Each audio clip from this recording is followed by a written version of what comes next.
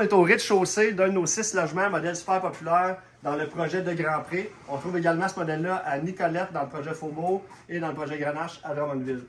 On va s'attarder en fait là, à la cage d'escalier, donc au pourtour de la cage d'escalier, parce que c'est l'élément le plus critique là, au niveau de l'isolation acoustique.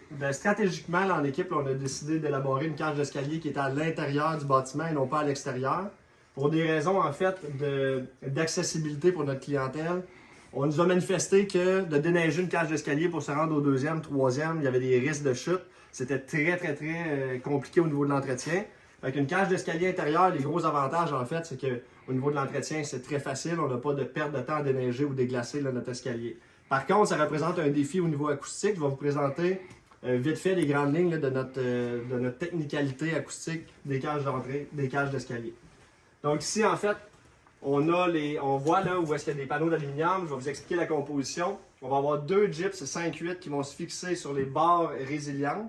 Barres résilientes qui vont absorber la vibration des pas et des sons aériens. Ensuite, on a un panneau d'Enermax qui est complètement un panneau là, dédié là, à l'acoustique. Dans la cellule du mur, là, derrière le panneau d'Enermax, on va retrouver de la laine Roxol qui est une laine spécialisée, toujours dans une optimisation acoustique. Ici au plafond, on peut voir qu'il y a eu un soufflage, donc un rabaissement de plafond. On va retrouver la même conception d'ailleurs dans le garde-robe qui est sous les limons d'escalier.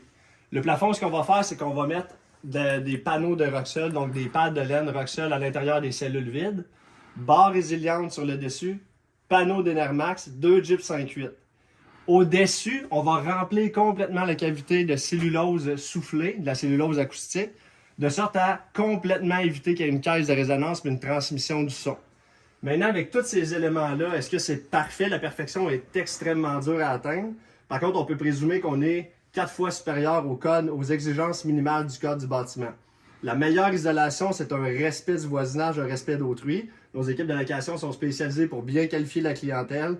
Puis, en fait, ils font de leur mieux en fait, pour expliquer et communiquer nos attentes vis-à-vis le respect du voisinage. Mais techniquement, on a un bâtiment qui est nettement supérieur au code du bâtiment, puis on en est bien fiers. On espère que la clientèle va apprécier.